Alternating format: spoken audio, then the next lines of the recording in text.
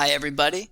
Today what I'd like to focus on is one of the hardest things I think to do as an academic writer, how to organize and synthesize your research. It's very, and not easy, but it's easier, let's say, to go into those databases, to surf around the web and to accumulate source after source. But when it actually comes down to write that paper and to figure out, how did these sources connect? How am I going to use them? That's a whole different question. So I want to give you guys some ideas on how to organize that research and some good questions to keep in the back of your mind as you get deeper into the research process. So first off, we need to understand the difference between synthesis and summary. This is key when it comes to academic writing. As academic writers, we're no longer just summarizing our sources and showing our readers this is what A was about, this is what B was about. But now, with synthesizing, we're giving readers both the gist of the source and also stitching our sources together. We're showing our readers the relationships that exist between them, and that's really the big difference. Summary, you're just giving your readers a neutral gist. Everybody can do that pretty well. Right? That comes naturally to us. What's harder to do is to zoom out and show readers it's not just this is what this source was about by itself and then this one, but instead I'm going to stitch them together and show you all the relationships that exist. If you look at the very bottom of the slide, I put an example what not to do, right? As you get into the body of your work, you're not simply showing readers this is what A was about, this is what B was about, C, etc., etc.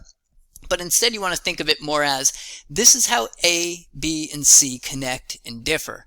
We're stitching those sources together. It's much harder to do, but it's much more useful for your readers when it comes to learning about the topic, and it also shows that you really understand your topic and all the different voices inside of that conversation. So let's go to just this basic chart that I put up here that can help you out, I think, especially as you get into those higher source amounts. Like let's say you're writing a paper, it requires 10 sources or 7 sources, and now you have to just kind of get them all in one spot. This chart might be beneficial to you.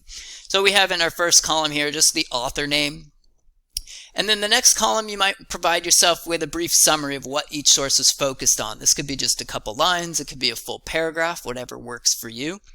And then I put this one up here, examples. So relevant moments or specific moments in the source that you're thinking about using in some way. Maybe it's a data point, maybe it's a quote that you found interesting, but it can come like remind yourself and give yourself a reminder of what brought you to this source and what you're finding useful about it and how what you might weave into your own paper. I also put this column up, counter arguments. What are some of the main counter arguments that the writer addresses in his or her work? That you found interesting, that stood out. And then at the very end, I think it's always a good idea to kind of jot down where you stand in relation to the writer's ideas and why, right? We don't want to just dump these sources in and show readers this is what they're about, but this is now a good place to kind of get them all together before we really dive into the drafting process and kind of see some patterns that come up. And now we have all our sources kind of laid out in front of us visually in one place. So now that we have them all in one place, step 2, we need to start making some connections between those sources. I have all of them on that chart or however I organize them. And now I need to see, all right, what are the relationships that exist here? It's overwhelming at first. It's a lot of work. It's a hard thing to do to be able to draw those connections. Okay, this one connects to that, etc. So here's some good questions to ask as you're studying your sources and kind of getting more familiar with them. The first one is, well, what sources share a similar focus? These 4 sources, they all seem to be over here in this boat, and I'll kind of keep them over here. But then the follow-up question underneath that is, even among those sources that share a similar focus, what differences exist? How did these sources part ways in very quiet, small ways, but important ways? I'm sure that, even if they're all focused and kind of in agreement around this topic over here, I bet there are some little deviations, right? There's some minor differences that are really important that you want to pay attention to. The third question I put up here is, do you have any outliers, right? A source that's focused on something no one else is digging into or maybe takes a totally different perspective on. That would definitely be a good thing to notice and say, hey, this is a voice that would be interesting to bring in my paper because it's, way off apart from the herd. It feels very different than the rest of them. The fourth question I put up here: are any of my sources in direct opposition to each other? I think it's always a good idea to notice, what is the debate? What's the academic debate going on here? Are they responding to each other? Sometimes you'll even find that this conversation is one where these sources are actually quoting or pushing back against each other inside of their sources. You'll see the names of the authors pop up. So what's going on in that conversation? Where's some of that direct opposition? Where's some of that friction? And what can you do with that friction in your paper? And then I always put out the last part of this process is, where do I exist in this conversation? Now that you have a stronger idea of all these different voices, it's time to figure out, this can be a good question to ask, where do I stand and what is the argument that I want to make? Where do I stand among all these voices that I've just kind of charted out and learned more about? Step number 3, we need to now map it out. I think this is good, especially, like I said, when you have a lot of sources that you're juggling. Let's say 7, 10 sources. That's a lot. That's a lot of material, a lot of different voices. So now that I understand each source and I see a little clearer the relationships that exist between them, the first question I can ask is, now, how do I want to use these sources to inform my ideas?